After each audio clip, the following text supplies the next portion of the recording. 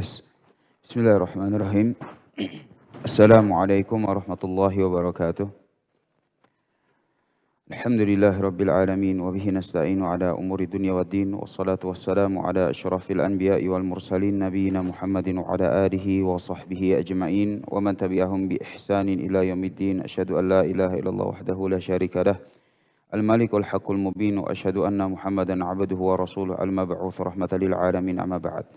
Alhamdulillah, segala puja dan puji kembali kita panjatkan kepada Allah Subhanahu wa taala. Dengan segala rahmat dan inayahnya Allah Subhanahu wa taala memudahkan kembali langkah kita sehingga kita bisa dikumpulkan di salah satu masjid yang insyaallah Allah Subhanahu wa taala berkahi ini dalam rangka melaksanakan salat subuh berjamaah. Dan sebagaimana biasanya insyaallah kita akan lanjutkan dengan kajian kita yaitu Mukhtasar Minhajul Qasidin karya Ibnu Qudamah Al-Maqdisi, dan kita masih membahas tentang sifat santun. Dan pada pertemuan yang lalu kita telah singgung bahwa di antara penghalang dari bagaimana seseorang itu bisa mencapai sebuah sifat santun itu adalah sikap marah. Sehingga tidaklah terkumpul pada seseorang dia itu pemarah tetapi dia itu juga orang yang memiliki sikap santun. Maka di sini penulis kemudian melanjutkan dengan beberapa permasalahan bahwa kata penulis rahimahullah ta'ala, qad arafta anna ilaja kulla illah, bahwa kita sudah mengetahui bahwa obat dari penyakit itu adalah bihasmi maddatiha wa izalati asbabiha. Bahwa kalau kita mau mengobati penyakit, maka sebenarnya yang lebih utama itu adalah jangan sampai dia datang dulu. Tetapi justru kita itu harus mengetahui penyebabnya apa dan kita jauhi sebab-sebabnya. Sehingga yang seperti ini merupakan sebuah kaedah yang berlaku di mana-mana. Ya, daripada kita tunggu penyakit itu datang, ntar kalau datang berarti nanti minum obat lah atau segala macam. Maka lebih baik itu kita ketahui sebab-sebabnya. Sebab-sebabnya apa, sehingga kita jauhi sebab-sebabnya supaya dia itu nggak datang sama sekali. Maka di sini penulis itu mengemukakan beberapa sebab-sebab kemarahan. Sebab-sebab kemarahan. Sehingga supaya kita itu nggak jadi orang yang pemarah, maka kita jauhi sebab-sebab ini. Di antaranya wa min asbabihi, maka yang pertama di antara sebab-sebab marah itu adalah al-ujub, yaitu ujub atau kagum pada diri sendiri. Kagum pada diri sendiri. Sehingga orang yang pemarah maka tentunya dia seakan-akan memperlakukan dirinya dengan orang yang dimarahi itu seperti orang yang beda kasta gitu, beda tingkatan. Orang yang ujub otomatis dia akan memandang dirinya, oh ya udah, dia adalah orang yang berhak untuk saya hardik, berhak untuk saya marah. Sedangkan saya itu adalah orang yang memang lebih dari tinggi dia, ya saya seperti ini tuh biasa. Saya seperti ini itu biasa. Dan tadi kita juga mendengar ayat dari Ustaz Iwan Hafizahullah. Di antara penyebab orang-orang itu terhalang dari memahami agama Allah Subhanahu wa taala itu adalah bagaimana dia itu sombong terhadap dirinya sendiri, takabur. Kata Allah tabaraka wa taala, sanusrifu an ayati alladzi yatakabbaru fil ard. Bahwa di antara orang-orang yang nanti saya akan palingkan dari ayat-ayat saya dari Al-Qur'an itu adalah orang-orang yang sombong. Orang-orang yang sombong, dan tentunya sombong ini dengan ujub itu bersejalan. Sehingga bukan hanya saja ketika kita menjauhi sifat ujub, menjauhi sifat sombong itu menjauhkan diri kita dari sifat pemarah, tetapi kita juga memiliki motivasi lain bahwa memang sifat ujub dan takabur itu justru menghalangi seseorang dari memahami agama dengan baik. Dipalingkan oleh Allah Subhanahu wa taala dari ayat-ayat Allah Subhanahu wa taala kepada orang-orang yang takabur. Kemudian yang berikutnya itu adalah wal mizah, yaitu bercanda. Dan biasalah gitu ya. Ya awal-awalnya mah bercanda. Tapi ujung-ujungnya marah. Gitu. Sehingga ketika kita itu sudah memasuki sebuah ya konteks yang di situ itu kita bercanda, kemudian udah mulai makin lama makin makin kelewatan bercandanya, maka ini bisa memicu sifat atau sikap marah kita kepada orang tersebut. Dari sini kita mengetahui bahwa makanya di Islam sekalipun bercanda itu boleh, tetapi ada batasannya. Ada batasannya. Apabila dia sudah sampai kepada sebuah tahap di mana ini orang akan tersinggung dengan ucapan-ucapannya, maka nggak boleh yang seperti itu. Maka harus di stop. Kenapa? Karena kalau misalnya tetap dilanjutkan, maka ini bisa memancing sifat marah dari orang lain. Dan kalau nanti misalnya bercandanya pun juga dibales, kita pun juga akan terpancing amarahnya. Kemudian yang ketiga, di antara yang menyebabkan kemarahan itu adalah bantah membantah. Nah, yang seperti ini udah ma'ruf ya insya Allah, bahwa bantah membantah ini memang awal-awalnya mungkin ya ilmiah atau segala macam, kemudian di tengah-tengahnya dia akan muncul ego, kemudian setelah itu akan muncul kemarahan. Maka ini merupakan akhlak buruk dan tercela secara syariat yang selayaknya itu dilawan dari setiap masing-masing yang tadi kita sudah sebutkan. Supaya apa? Supaya jangan sampai kita terpancing kemarahannya. Nah, kalau ternyata memang mau nggak mau marahnya itu udah masuk, barulah kita harus obati. Kenapa? Karena memang ya namanya penyakit gitu ya. Kita udah mencoba untuk menjauhi sebab-sebabnya. Ya mungkin udah menjaga kesehatan, minum vitamin dan segala macam. Tetapi kena aja yang namanya penyakit. Sama marah pun juga demikian. Ketika kita sudah menjauhi sebab-sebabnya, tapi ternyata dia tetap masuk ke dalam diri kita, maka kita harus obati kemarahan tersebut. Nah, apa saja obat-obatnya? Ahaduha, penulis mengatakan yang pertama itu adalah yatafakkara fil akhbaril waridah fi fadli kadhmil ghaidh wal afwi wal hilm wal ihtimal. Bahwa yang pertama dia hendaknya langsung merenungkan riwayat-riwayat yang datang tentang keutamaan menahan amarah, memaafkan, bersikap santun dan menanggung sabar terhadap gangguan orang lain. Maka ini yang pertama, bahwa ketika kita itu sudah marah, maka hendaknya ya kita ingat Allah itu ngomong apa, berbicara tentang apa, berfirman tentang apa, Rasul Shallallahu Alaihi Wasallam bersabdanya itu gimana, tentang permasalahan keutamaan orang yang mampu menahan amarahnya, Kama ja'a fil Bukhari, sebagaimana diriwayatkan oleh Imam Bukhari dalam hadisnya, min hadits Ibnu Abbas radhiyallahu taala anhuma, anna rajulan, bahwa ada seorang lelaki, ista'dzana ada Umar radhiyallahu taala anhu, fa'adzina lahu faqala lahu ya ibn al-Khattab, wallahi ma tu'tina al-jazl. Bahwa seseorang menemui Umar itu untuk minta izin, kemudian diizinkan, dalam artian ya izin masuk, izin bicara dan segala macam. Kemudian orang tersebut ini melanjutkan pembicaraannya. Kemudian dia bilang, wahai Ibnul Khattab, demi Allah engkau tidak memberikan pemberian yang banyak kepada kami. Wala tahkum bainana bil adl, dan sungguh engkau tidak memerintah saya dengan keadilan. Nah, ini kan orang udah dikasih izin apa segala macam, tiba-tiba datang nggak pakai basa-basi, langsung ditembak aja. Dan yang ditembak Umar Ibnul Khattab gitu kan. Ya kalau Umar aja nggak mampu berlaku adil, lalu ya siapa gitu yang berlaku adil gitu dari pemimpin-pemimpinnya. Sehingga orang ini kemudian Umar pada saat itu terpancing kemarahannya. Sehingga dia marah sama orang tersebut. Di tengah-tengah kemarahannya, maka ada seseorang yang bernama Al-Hur bin Qais. Al-Hur bin Qais kemudian langsung mengingatkan Umar tentang hal tersebut. Ya Amirul Mukminin, innallaha azza wa jal qala li nabihi sallallahu alaihi wa ala alihi wasallam khudhil afwa wa'mur bil urfi wa a'rid 'anil jahilin.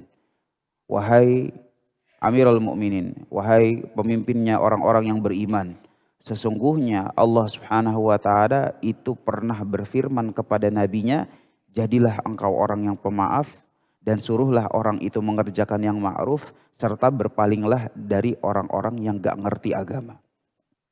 Ini firman Allah Subhanahu wa taala kasih tahu ke Rasul sallallahu alaihi wasallam langsung bahwa orang itu jadilah pemaaf, suruhlah kepada kebaikan, dan kemudian yang ketiga, ya kalau emang dia udah gak ngerti agama, ya udah kita cukup tahu aja, habis itu udah selesai.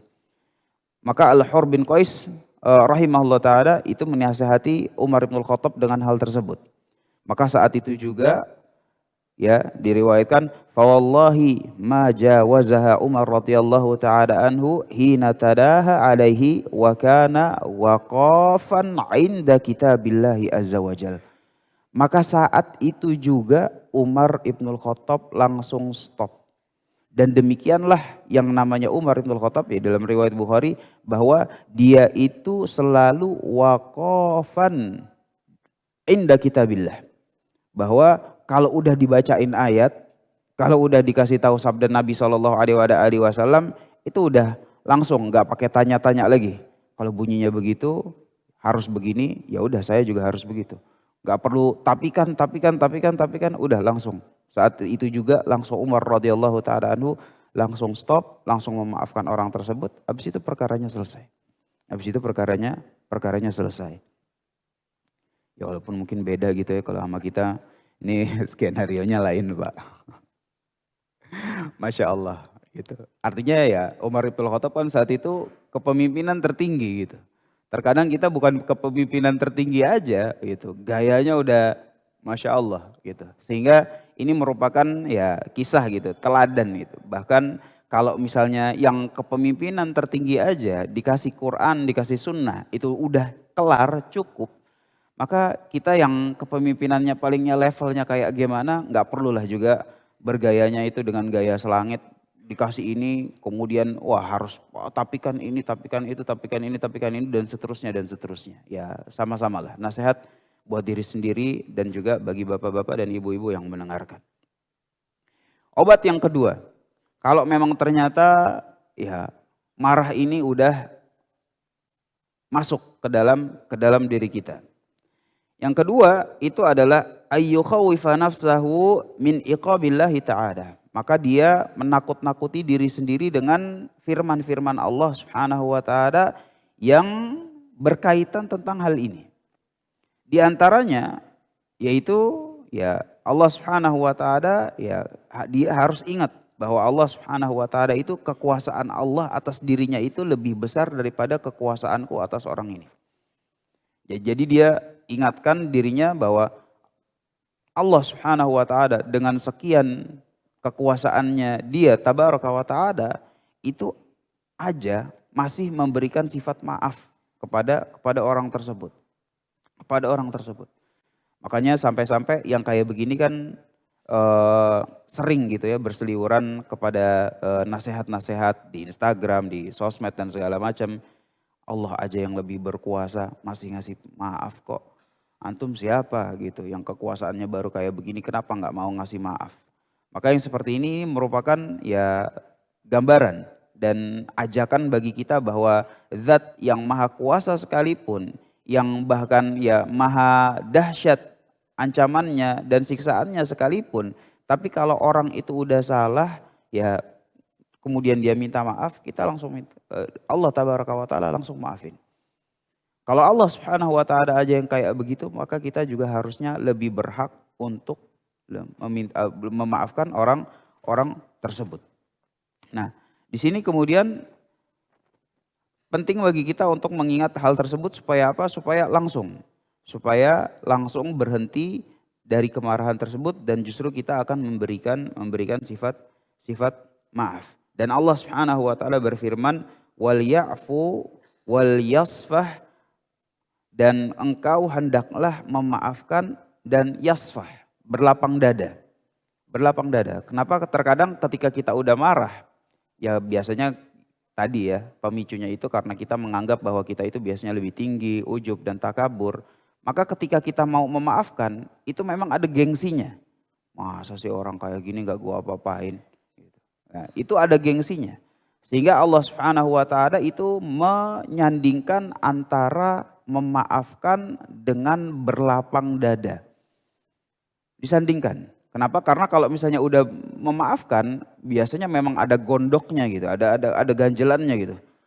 Waduh, ini cuma ya Allah Subhanahu wa taala yang bilang gitu. Waliyafu waliyasfah gitu. Maafkan dan lapang dadanya. Maafkan dan kita berlapang dada dari sikap tersebut. Ala tuhibbuna ayyaghfirallahu lakum. Maka kemudian Allah Subhanahu wa taala bilang bahwa setelah engkau memaafkan, setelah engkau berlapang dada, baru Allah Subhanahu wa taala ingatkan, tidaklah engkau menyukai agar Allah Subhanahu wa taala memaafkan dirimu. Kenapa? Karena memang maafnya Allah Subhanahu wa taala itu sesuai dengan bagaimana kita itu memaafkan orang lain. Apabila kita mudah dalam memaafkan orang lain kemudian berlapang dada di atas sikap tersebut, maka Allah Subhanahu wa taala memaafkan diri kita pun juga jadi lebih cepat. Memaafkan diri kita juga jadi lebih cepat. Kemudian yang berikutnya, obat yang ketiga, dia itu hendaknya mengingat akibat dari kemarahan tersebut. Dan akibat yang paling besar itu adalah permusuhan. Nah, ini udah apa ya? Udah dari sananya gitu ya. Orang kalau misalnya satu udah marahin temennya dia gitu. Ya dengan kemarahan yang ya nggak layak gitu. Maka otomatis permusuhan, bibit-bibit permusuhan itu akan timbul. Bibit-bibit permusuhan itu akan timbul. Makanya di sini penulis bilang, ayyuhadzira nafsahu aqibatal adawah. Bahwa harusnya dia ingat kalau memang ini jadinya musuh-musuhan dan kalau udah musuhan maka biasanya itu adalah wal intiqam. Itu ada dendam, ada pengen balas. Ada dendam, ada pengen balas. Ya iya kalau memang ternyata dia itu di bawah gitu ya. Tapi sekarang pun juga sama ya. Ya misalnya ART dimarahin sama itu, ada aja balasannya. Ya walaupun yang masuk berita biasanya balasannya tuh viral-viral gitu ya. Ada yang diracunin lah, ada yang apa segala macam, waliyadzubillah gitu. Tapi kalau misalnya yang setara gitu, misalnya rekan bisnis atau jabatan di kantor pun juga setara, sama-sama karyawan atau sama-sama manajer atau segala macam. Maka kalau misalnya kita lagi marah, kemudian dia nggak membalas, bukan berarti kita itu langsung aman. Dia bisa saja menyimpan dendam dan ingin membalas kita cuma nunggu kejatuhan kita aja. Dia tunggu momennya, ketika momen itu datang barulah dia masuk set. Kemudian nanti dia akan membalas dengan ya balasan yang dia udah simpen-simpen yang seperti itu. Nah yang seperti ini kejadian ya akibat dari ketika kita pada awal mulanya itu sudah marahin dia. Sudah bersikap pemarah dan dia itu kemudian ingin membalas dan sudah menyimpan dendam dari hal tersebut. Sehingga kalau kita misalnya pikirkan yang seperti ini, ya mudah-mudahan yang tadinya marahnya ini kita mau ledakkan kepada dia, itu bisa kembali kita tahan. Bisa kembali kita tahan. Nah, ini merupakan beberapa obat-obat yang memang disampaikan oleh penulis. Disampaikan oleh penulis supaya apa? Ya supaya kita itu sama-sama memang mengingat bahwa orang kalau memang udah marah maka otomatis dia itu ya banyak sekali yang harus dia tanggung. Mulai dari bagaimana nanti Allah Subhanahu wa taala sudah siapkan balasannya, kemudian bagaimana dia menjauhkan dirinya dari rahmat dan ampunan Allah Subhanahu wa taala. Dan yang ketiga itu adalah yang namanya manusia itu semuanya bisa balas dan cuma menunggu aja. Cuma menunggu aja. Gitu. Semuanya sebenarnya bisa. Mau yang di atas, yang di bawah gitu. Ya kalau yang di bawah kalau emang modal nekat pun juga ada aja orang yang seperti ini. Sehingga yang seperti ini merupakan harus menjadi pertimbangan kita agar kita makin hati-hati dari kemarahan dan lebih cenderung kepada sikap yang memang memaafkan orang lain. Setelah kemarahan ini semuanya usai, barulah pembahasan kemarahan ini usai, barulah penulis masuk ke dalam bab kesantunan tentang sifat santun itu tersebut. Sehingga orang bisa mencapai sifat santun kalau dia sudah selesai sama sikap marahnya dia. Kalau dia sudah mampu untuk memanage sikap marahnya dia, ya maka dia insya Allah akan bisa beranjak kepada level berikutnya untuk menjadi sifat santun. Di sini penulis langsung membawakan rawa Abu Hurairah radhiyallahu ta'ala anhu anin Nabi sallallahu alaihi wasallam annahu qala innamal ilmu bita'allum wa innamal hilmu bitahallum. Nah, ini sebagaimana kita udah sambung ya, udah sampaikan pada pertemuan yang lalu bahwa nasanya Nabi sallallahu alaihi wasallam itu bersabda sesungguhnya ilmu itu dengan belajar dan kesantunan itu dengan berlatih untuk menjadi santun. Sehingga kita mengetahui bahwa kalau memang ilmu aja bisa dipelajari, maka sifat santun itu pun juga bisa dipelajari. Kalau yang tadinya kita nggak tahu, dengan belajar jadi tahu. Kalau yang tadinya kita nggak santun, dengan berlatih menjadi santun, insya Allah bisa menjadi santun. Kemudian penulis juga menyambung dengan utlubul ilma watlubu ma'al ilmi as-sakinah wal hilm. Bahwa Nabi SAW itu bersabda, carilah ilmu, tuntutlah ilmu. Jangan ilmu itu enggak dicari, belajarlah. Kemudian Nabi SAW melanjutkan dengan watlubu ma'al ilmi sakinah wal hilm. Bersamaan dengan kita menuntut ilmu, maka pelajarilah pula bagaimana kita itu bersikap tenang dan juga bersikap santun. Makanya Allah Subhanahu wa taala itu kemudian mengingatkan ya dalam beberapa firman-Nya, di antaranya orang yang sikap santun itu adalah Ibrahim alaihissalam. Allah tabaraka wa taala itu berfirman tentang Ibrahim, inna Ibrahima lahalimun awwahun munib. Bahwa sesungguhnya Ibrahim itu adalah orang yang benar-benar sangat penyantun, halim. Gitu. Kenapa? Karena memang Ibrahim itu ya kemarin kita udah singgung gitu ya beberapa bagaimana dia memperlakukan istrinya, bagaimana memperlakukan anaknya. Tetapi ayat ketika Allah Subhanahu wa taala menyebutkan bahwa inna Ibrahim, bahwa sesungguhnya Ibrahim itu halim, bersikap santun, itu datang diantaranya itu adalah ketika diberitahukan bahwa ayahnya Ibrahim itu adalah orang yang tidak beriman. Ayahnya itu orang yang tidak beriman. Jadi pada awal mulanya Nabi Ibrahim alaihissalam itu selalu mendoakan ayahnya. Kemudian ketika Allah Subhanahu wa taala turunkan syariatnya bahwa kalau misalnya orang itu sudah berbuat kesyirikan atau murtad, maka dia nggak boleh didoakan dengan doa-doa yang kebaikan nanti di hari kiamat gitu, kayak mendapatkan surga apa segala macam. Ya kalau doa-doa kebaikan di dunia insya Allah nggak ada masalah. Didoain untuk taubat dari perbuatan kesyirikannya, mudah-mudahan dia bisa kembali mendapatkan hidayah, seperti ini nggak ada masalah.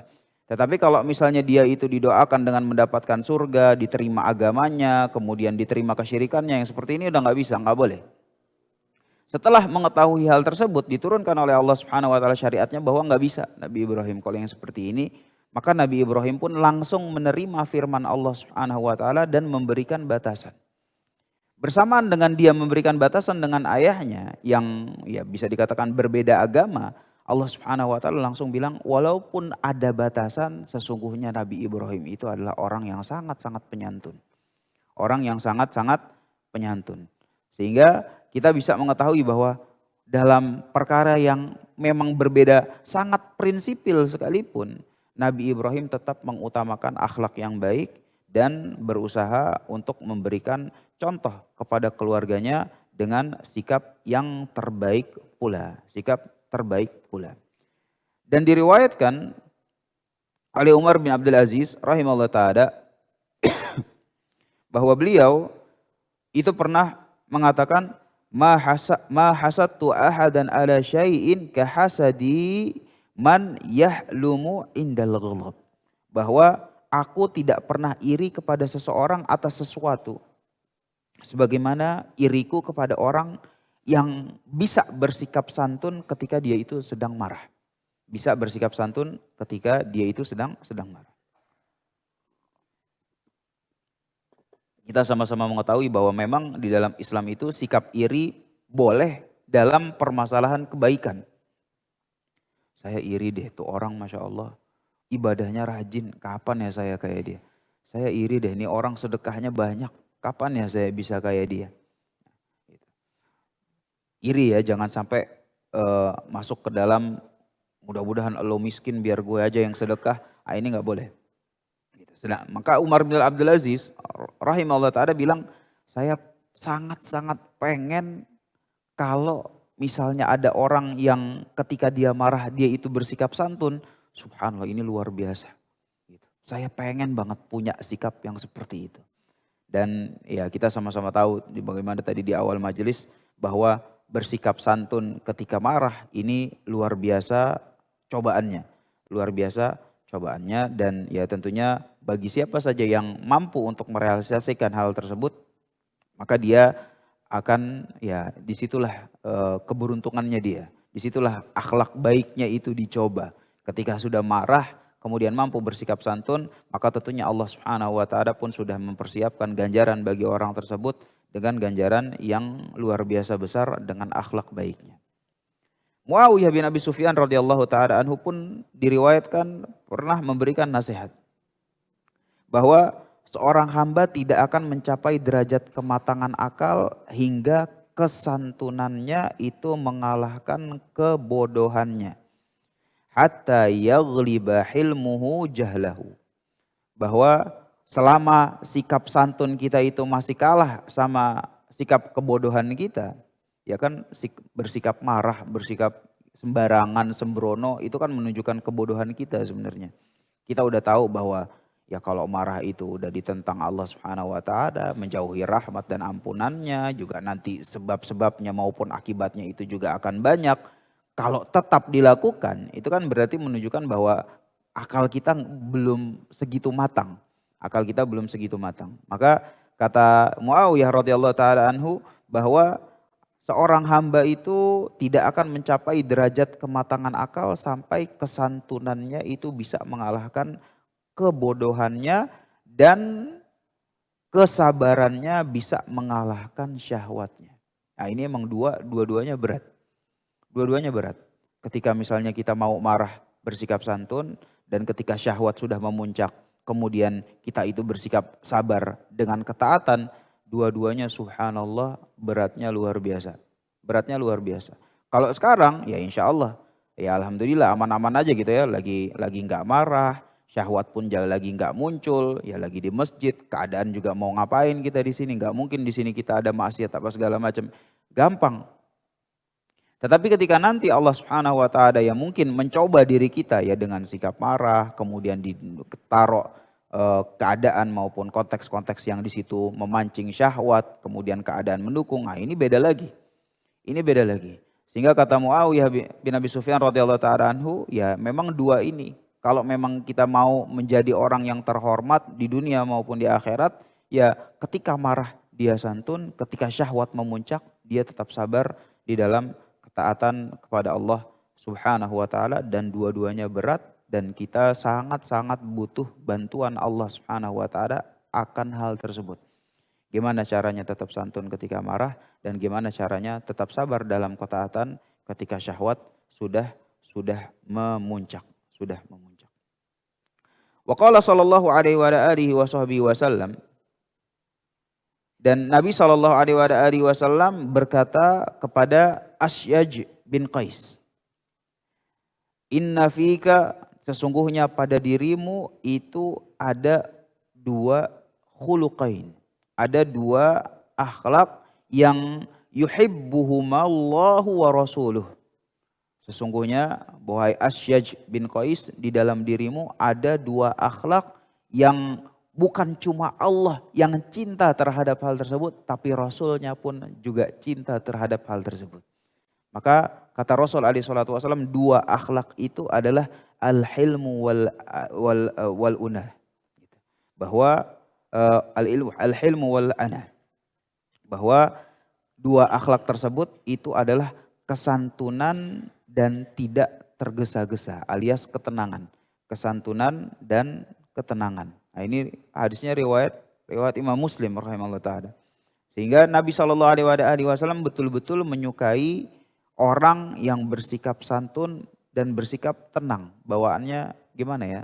Ya tenang aja, udah santai aja. Gitu, cool ya Pak. Tapi mungkin coolnya bukan cool yang di masyarakat gitu ya. Cool masyarakat kan kalau penampilan keren apa segala macam. Enggak, ini orang memang tenangnya itu tenang wibawa. Masya Allah. Itu orang kan kelihatan gitu ya. Kalau misalnya tenangnya itu membawa ya ada wibawanya, yaitu kelihatan. Ya, ya mungkin kalau presiden apa ya, ya Pak SBY lah gitu. Gimana iya ya Pak. Gitu, ngomong apa segala macam tenang gitu, ya mungkin berbeda lah. Seperti itu gitu, kelihatan kesantunannya, kemudian ketenangannya. Ah ini yang merupakan dua akhlak yang memang dicintai oleh Allah Subhanahu wa taala dan dicintai oleh Rasul sallallahu alaihi wasallam. Penulis masih memberikan beberapa contoh dan semua contohnya Masya Allah bagus-bagus. Kita baca contoh yang berikutnya. Itu dibawakan oleh penulis rahimahullah ta'ala. Wasyatama rajulun Ibnu Abbasin radhiyallahu ta'ala anhuma. Suatu hari Ibnu Abbas radhiyallahu ta'ala anhuma itu dicela. Gitu. Dicela ya artinya dengan celaan yang melampaui batas. Melampaui batas. Syatama rajulun Ibnu Abbas radhiyallahu ta'ala anhuma. Falamma qada maqalatahu qala ya Ikrimah unzur halir rajuli hajah fanaqdiyaha. Maka kata Ibnu Abbas setelah celaannya udah kelar semua, udah dicela habis apa segala macam, dia udah berhenti, Ibnu Abbas enggak bales sama sekali. Kemudian Ibnu Abbas berkata kepada muridnya. Muridnya ini yang namanya Ikrimah. Ikrimah dan dua-duanya ahli tafsir gitu ya. Ibnu Abbas ahli tafsir, Ikrimah pun juga ahli tafsir. Maka disebutkan wahai Ikrimah, kan orangnya udah pergi nih yang nyala-nyala Ibnu Abbas. Maka dia bilang kepada Ikrimah, wahai Ikrimah, coba cek ini orang marah-marah kenapa sih? Ini orang marah-marah kenapa? Coba, mungkin dia lagi susah. Subhanallah Pak, ini luar biasa Pak. Ini luar biasa, mungkin dia lagi susah kali. Coba mungkin dia ada kebutuhan. Mungkin dia lagi kurang harta, kurang makan. Coba kamu cek, mungkin ada yang bisa kita bantu. Ini kan udah Masya Allah ya, udah next level banget. Gitu. Kita sih boro-boro Pak, kepikiran sih enggak deh. Gitu. Tapi ya ini merupakan contoh dari Ibnu Abbas radhiyallahu ta'ala anhuma, ketika dicaci maki sekalipun, udah kelar, justru malah empati sama orang tersebut. Ini orang-orang kenapa bawaannya marah-marah mulu. Ya apalagi zaman sekarang gitu ya Pak. Ya, biasanya kalau emang rekening kurang ya bawaannya beda lagi. Bawaannya beda aja gitu. Maka Ibnu Abbas pun juga bilang gitu. Ini orang-orang marah-marah jangan-jangan ya mungkin ada yang kurang. Gitu. Mungkin ada yang kurang atau segala macam. Makanan kah, uang kah, apa segala macam. Dia bilang kepada Ikrimah, coba cek, tanya. Ntar kalau memang ada yang kurang, kita bantu insya Allah. Kita penuhi kebutuhannya. Datang Ikrimah ke orang tersebut. Gitu. Saya Ikrimah diutus sama Bapak Ibnu Abbas. Datang ke sini Pak, ya ada masalah apa? Ada yang bisa kita bantu apa enggak? Keuangan lancar apa enggak? Ada yang bisa kita bantu atau kayak begini? Ya orang ini pun menundukkan kepalanya dan sangat malu. Sangat menyesali gimana tadi dia marah-marah maupun mencela Ibnu Abbas radhiyallahu ta'ala anhum. Makanya Allah tabaraka wa ta'ala apa yang dilakukan Ibnu Abbas itu merupakan bagaimana realisasi dari firman Allah Subhanahu wa ta'ala, idfa billati hiya ahsan. Balaslah dengan sesuatu yang paling baik. Jadi memang Allah Subhanahu wa ta'ala firman-Nya itu balaslah dengan sesuatu yang baik, enggak. Balaslah dengan sesuatu yang paling baik. Jadi kalau kita memang ya ayat ini memang berat gitu ya. Balaslah dengan sesuatu yang paling baik. Idfa billati hiya ahsan. Fa idzal ladzi bainaka wa bainahu adawah ka'annahu waliyyun hamim. Gitu. Maka tiba-tiba orang yang di antaramu dan antara dia itu permusuhan, kalau memang kita balas dengan yang paling baik, maka dia akan menjadi teman yang paling setia. Akan menjadi teman yang paling setia. Dan berapa banyak pertemanan yang muncul karena ketika dia bersikap buruk kepada kita, kemudian kita justru membalas dengan sikap baik, yang setelah itu dia kemudian ya menjadi teman baik kita. Orang yang kalau misalnya kita digituin Pak, habis kita melakukan akhlak buruk, kemudian dia datang kepada kita dengan akhlak baik, kita tuh akan tahu langsung ini orang-orang baik nih. Ini orang saya emang harusnya ditemenin, bukannya harusnya malah saya marah-marah kayak gini. Enggak, ini orang harusnya ditemenin. Masya Allah ini orang. Gitu. Rugi saya kalau misalnya yang kayak begini enggak ditemenin. Ini orang-orang baik, akhlaknya luhur dan segala macam dan segala macam. Ya memang ya sudah jaminan dari Allah Subhanahu wa taala. Idfa billati hiya ahsan. Kalau memang udah kita balas dengan sesuatu yang paling baik, yang tadinya musuhan, ka'annahu waliyyun hamim. Maka seakan-akan kalau udah dibalas dengan yang terbaik, dia akan menjadi teman yang sangat-sangat setia. Teman yang sangat-sangat setia. Wa asma'a rajulun Muawiyah kalaman syadidan. Faqilalah. Bahwa seorang lelaki itu memperdengarkan Muawiyah dengan kata-kata yang keras. Kata-kata yang enggak sopan. Kata-kata yang enggak sopan. Ya ini ketika Muawiyah radhiyallahu taala anhu, ya tentunya ketika menjadi gubernur gitu ya. Artinya memiliki jabatan. Memiliki jabatan, kemudian ya orang ini ya ngomong dengan ya volumenya yang sengaja biar bisa didengar. Sengaja biar bisa didengar, tapi isinya itu enggak sopan. Isinya itu enggak sopan. Maka faqilalah, dikatakan kepada Muawiyah radhiyallahu taala anhu, lau aqabta, bahwa kamu kira-kira akan hukum dia apa enggak? Gitu. Lau aqabtahu faqala inni, maka Muawiyah kemudian membalas dengan sesungguhnya inni la astahyi ayyadika hilmi. Bahwa sesungguhnya saya itu malu kalau ternyata kesantunanku itu lebih sempit dari dosa seorang rakyatku.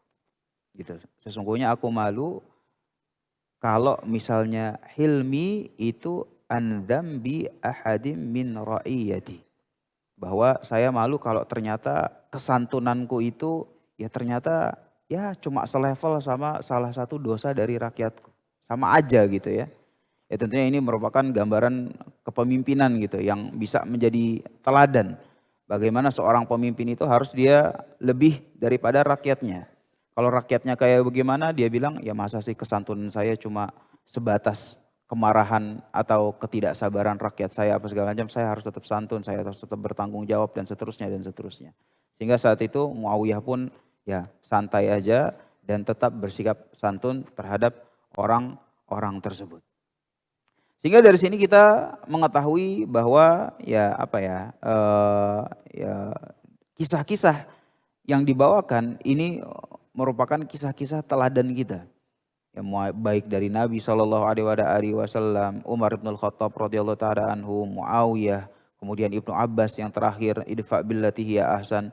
Ini semuanya menunjukkan bahwa bagaimana seseorang itu dengan kesantunan dia, maka Allah Subhanahu wa taala itu akan ya sayang sama dia, dan di antara kesayangan Allah Subhanahu wa taala terhadap seorang hamba itu biasanya ya namanya itu abadi. Namanya itu selalu disebut-sebut.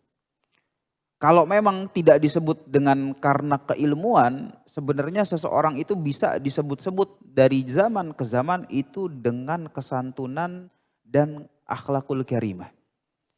Betapa banyak gitu ya, betapa banyak orang yang udah meninggal, ya mungkin dari kerabat kita, dari teman-teman kita, yang kita ingat, Masya Allah dia itu orang baik. Dia itu orang baik. Kita nggak ingat tentang puasa Senin Kemisnya, kita nggak ingat tentang gimana dia tahajudnya atau kayak gimana. Kita cuma tahu ini orang waktu hidup, Masya Allah. Sabar, nggak pernah marah. Orang kalau misalnya itu selalu sopan, santun gitu. Dianya udah wafat Pak. Dianya udah wafat, udah selesai. Tetapi kebaikannya itu selalu disebut-sebut. Sampai kalau misalnya dia nanti punya anak, kemudian anaknya itu mirip sama ayahnya, sikapnya, akhlaknya. Itu orang langsung bilang, kamu tuh mirip banget sama ayah kamu. Dulu ayah kamu itu begini, begini, baik gitu. Kamu pun juga sekarang sopan, santun, tenang. Kebawa terus Pak. Itu kebawa terus kebaikannya. Sehingga itu merupakan bagaimana Allah Subhanahu wa taala itu memberikan umur kedua gitu kan bagi kita. Makanya kata Buya Hamka setiap dari kita itu sebenarnya memiliki dua umur. Umur yang ya di saat-saat itu kita udah wafat. Kalau udah wafat berarti umur kita udah beres. Dan umur kedua adalah umur yang Allah Subhanahu wa taala berikan justru setelah kita wafat. Gimana orang-orang itu mengenang kebaikan-kebaikan kita. Artinya kebaikan-kebaikan kita itu berlaku di tengah masyarakat itu masih berjalan atau enggak. Selama itu berjalan, maka umur kedua ini jalan terus. Kebaikan jalan terus, amal jariah insya Allah jalan terus. Makanya kemudian Buya Hamka bilang, makanya orang yang memiliki umur kedua paling panjang itu adalah Rasul Shallallahu Alaihi Wasallam. Abadi gitu, sampai hari kiamat nanti. Gitu. Akan selalu disebut-sebut kebaikannya, didoain dan segala macam. Nah ya, kemudian baru datang orang setelahnya. Sehingga kita patut untuk ya memikirkan gitu. Ini kira-kira umur kedua saya kalau nanti saya wafat. Itu kira-kira disebut-sebut gak sih sama orang? Didoain gak sih sama orang? Orang itu mengenang gak sih kebaikan saya? Kebaikan saya itu masih terasa gak sih di masyarakat? Ini merupakan umur kedua. Dan itu merupakan sebuah hentakan bahwa ya umur kedua ini yang sebenarnya bisa jauh lebih panjang dibandingkan umur yang pertama. Kalau umur yang pertama paling berapa? 60 tahun, 70 tahun kata Rasul alaihi salatu wasallam. Ya umur umatku ya segitu. Wa qalilum ma yatajawazu dzalik.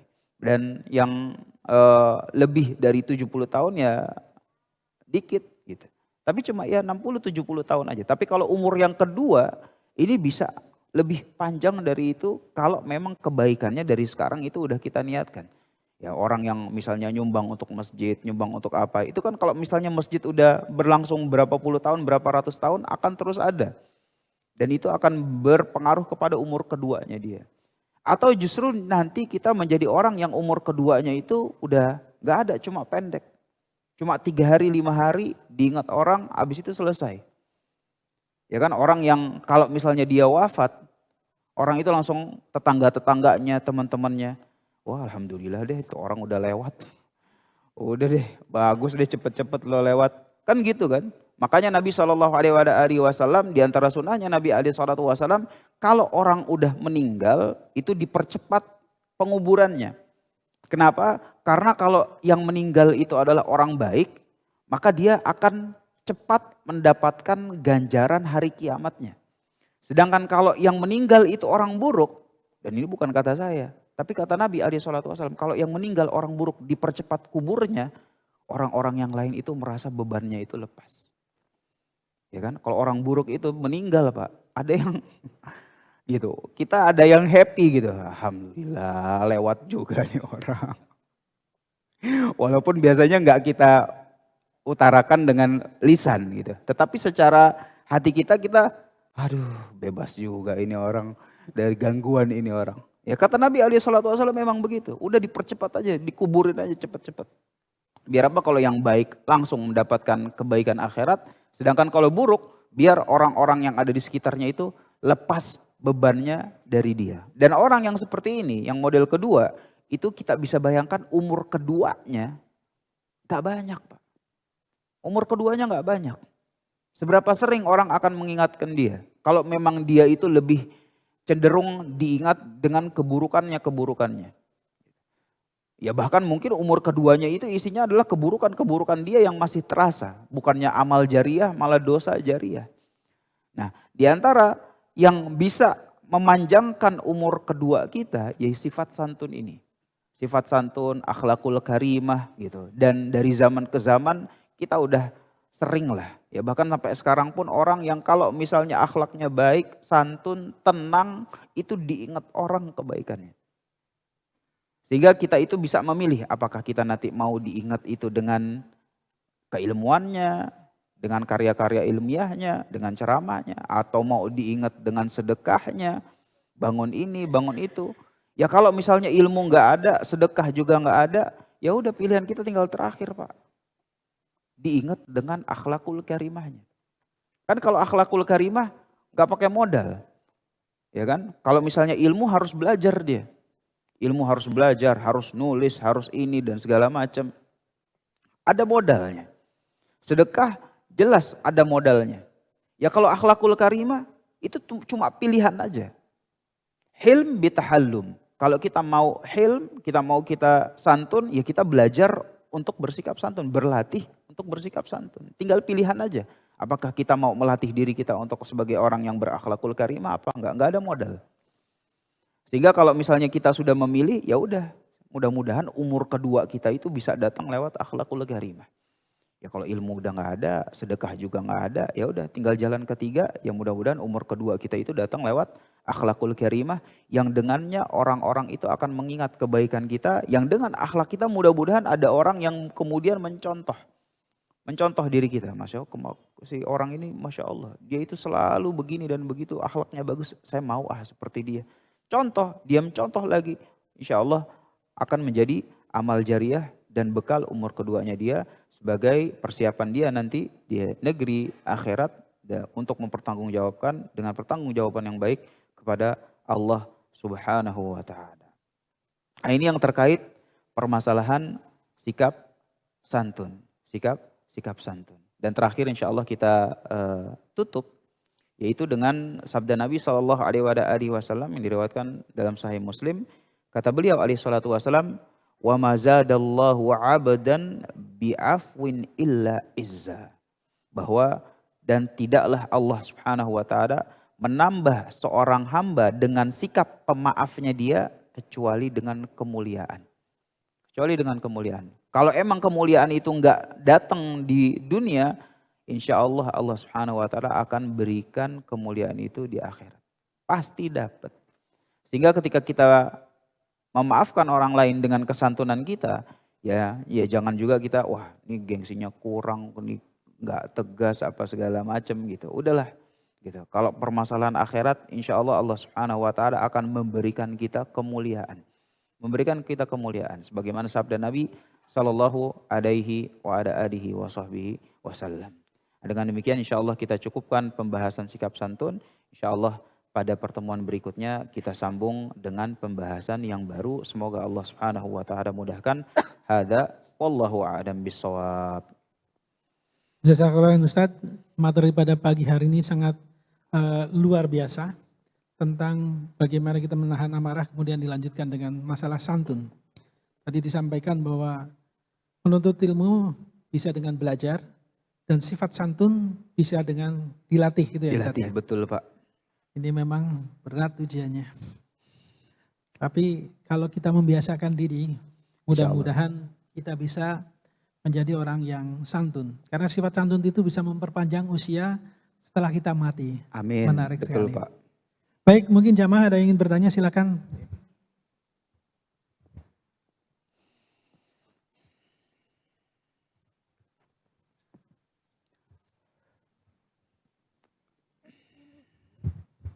Bismillahirrahmanirrahim. Assalamualaikum warahmatullahi wabarakatuh. Waalaikumsalam warahmatullahi wabarakatuh. Alhamdulillah tadi Pak Ustadz menyampaikan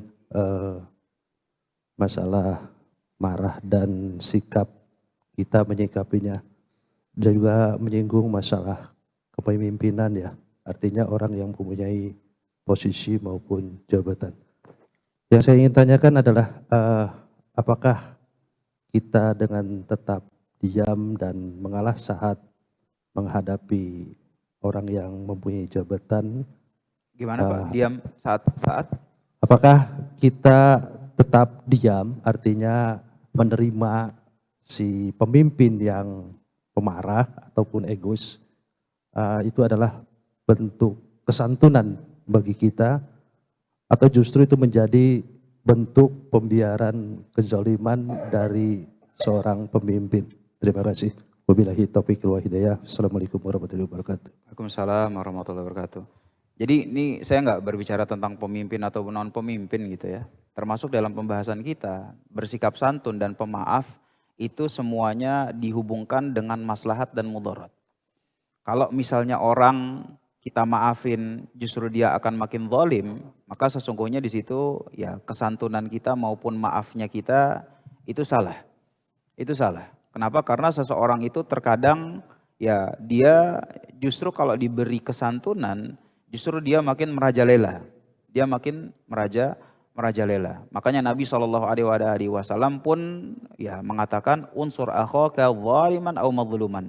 Bantulah saudaramu ketika dia melakukan kezaliman ataupun dia dizalimi. Jadi sama-sama kita bantu. Ya kalau bantu orang yang dizalimi jelas insya Allah. Tetapi kalau misalnya membantu orang dalam kezaliman, ini gimana nih? Makanya para sahabat pun langsung nanya, ya Rasulullah ini caranya orang kita ngebantu dalam kezaliman tuh gimana? Bantu ketika orang melakukan kezaliman itu adalah dengan bantu untuk kezalimannya itu di stop. Sehingga ketika kita sikap santun dan pemaaf, ya semuanya dihubungkan dengan maslahat dan mudarat. Secara umum, maka sikap santun dan sikap pemaaf ini memberikan maslahat lebih banyak. Secara umum, prinsipnya seperti itu. Tetapi ada pengecualian. Ada pengecualian yang kalau ternyata sikap maaf kita, sikap lembut kita justru malah disalah artikan dan dia justru malah merajalela dengan kezalimannya, dimaafin malah makin jadi gitu ya. Kemudian diberi kesantunan dia justru malah makin kasar apa segala macam. Maka yang seperti ini ya ada babnya tersendiri. Ada babnya tersendiri yang mulai dari bab marah karena Allah Subhanahu wa taala, bab ketegasan. Ini beda lagi. Ya memang namanya kita ngaji agama itu nggak bisa cuma satu bab doang gitu. Ya harus semuanya gitu. Ya, dan diantaranya yang bisa membantu itu ya dengan pertanyaan Bapak ini, Barakallahu Fik, bahwa dengan pertanyaan tersebut kita mengetahui bahwa sikap santun dan sikap maaf secara umum itu pasti ya lebih banyak tentang kemaslahatannya bagi diri kita. Tetapi di situ pasti ada pengecualian bahwa ada orang-orang yang menyalahartikan sikap pemaaf kita dan sikap santun kita yang dengan hal tersebut justru dia akan melahirkan kezaliman atau kekasaran yang lebih banyak atau lebih dahsyat, dan di situ kita ya patut menimbang kapan kita bersikap santun, kapan kita bersikap tegas, kapan kita kasih maaf, kapan kita kasih pelajaran terlebih dahulu dan segala macam. Adapun contoh-contoh yang tadi kita bawakan, maka itu adalah contoh-contoh yang bisa kita lihat maslahatnya. Mulai dari Ibnu Abbas, mulai dari Muawiyah, mulai dari ya Rasul SAW bahkan. Itu semua maslahat yang bisa kita lihat lah. Ya kalau misalnya kita disikapi sama Ibnu Abbas ya kayak begini gitu kan, ya otomatis kan ya Ibnu Abbas kan pembesar kaum, ya mungkin pejabat gitu kan pada zaman dahulu. Kalau pejabatnya kayak gitu kepada kita, otomatis kan itu pasti maslahat. Itu pasti maslahat. Ya adapun kalau misalnya di hari-hari ini ya mungkin ustadz-ustadz yang lebih besar, yang lebih banyak ilmunya mungkin bisa berbicara gitu ya terkait ya gimana cara kita bersikap apa segala macam yang tentunya ya harus memahami tentang keadaan, ya punya ilmunya dan segala macam. Adapun kalau saya belum mencapai taraf itu, Pak. Belum mencapai tahap itu, ya kita cuma tahu apa yang di kitab, hitam putihnya kayak begini. Adapun kalau misalnya keadaannya jauh lebih kompleks, maka tentunya takut saya berbicara yang bukan pada tempatnya maupun pada kadarnya. Wallahu a'lam. Baik, mungkin ada yang bertanya lagi, silakan. Ya. Terima kasih Pak Ustadz. Mohon maaf Pak Ustadz, saya menangkap dari apa yang disampaikan bahwa sikap kesantunan ini itu ternyata ada kaitannya dengan posisi, Ya. dekat dengan posisi. Nah kesantunan yang dilakukan oleh orang yang punya posisi itu kita bisa menangkap, dan kesantunan yang dilakukan oleh orang yang tidak posisi, kita juga tahu akan itu. Bagaimana kita bisa memahami itu, bahwa kesantunan yang kita miliki tanpa memandang kita punya posisi atau tidak, tapi itu yang diharapkan oleh ajaran kita. Mohon penjelasan, Pak. Terima kasih. Ya, jadi sangat-sangat betul Pak. Sikap santun itu sangat erat kaitannya dengan posisi. Untuk maslahat gitu ya. Kenapa? Karena memang marah itu pun juga erat kaitannya sama posisi. Artinya kalau misalnya kita posisinya di bawah, maka bersikap marah susah, bersikap santun jauh lebih mudah. Ya karena memang gak ada pilihan. Aku mau marah gimana gitu, ya udah gengge aja kita Pak. Sedangkan orang kalau misalnya punya posisi, dia punya pilihan. Ini orang bisa kita marahin nih. Kita marahin dia juga gak mungkin balas. Dia gak punya sarana dan prasarana untuk ngebales kita. Akhirnya kita sikat aja. Gitu. Sehingga memang marah dan santun itu semuanya terkait sama yang tadi itu. Ada ujub, ada takabur. Dan posisi itu sangat erat untuk ya membuka pintu tersebut. Makanya ketika kita mau bersikap santun karena lillah, karena Allah Subhanahu wa taala, ya ini sulit. Ini sangat-sangat sulit. Jadi teringat firman Allah Subhanahu wa taala di surat Al-Insan, Allah Subhanahu wa taala itu berfirman, "Innama nut'imukum liwajhillah la nuridu minkum jazaa'a wala syukura." Ada orang yang posisinya itu dia ngasih makan orang lain. Ngasih makan orang lain. Orang yang kalau ngasih makan orang lain, memberikan kebaikan kepada orang lain, itu kan biasanya dia memiliki ekspektasi tertentu. Ini saya udah kasih makan, saya udah kasih uang, harusnya dia akan kasih timbal balas kepada diri saya. Ya minimalnya ucapan terima kasih lah. Kan gitu ya. Tapi Allah Subhanahu wa taala bilang orang yang kalau misalnya berbuat kebaikan akhlakul karimahnya lillah, innama nut'imukum liwajhillah la nuridu minkum jazaa'a wala syukura. Kalau emang udah 100% lillah karena Allah Subhanahu wa taala, dia enggak ada ekspektasi lagi dari manusia. Gitu. Dia enggak menuntut timbal balik, bahkan ucapan terima kasih aja enggak, ucapan syukron aja enggak. La nuridu minkum jazaa'a wala syukura. Dia enggak ngucapin syukron sama sekali, gitu. Orang kalau emang udah ikhlas, udah. Orang saya yang cari itu adalah ridho Allah Subhanahu wa taala, dia mau bales, dia mau ucapan terima kasih, dia enggak mau bales, enggak mau ngucapin terima kasih, itu urusan lain.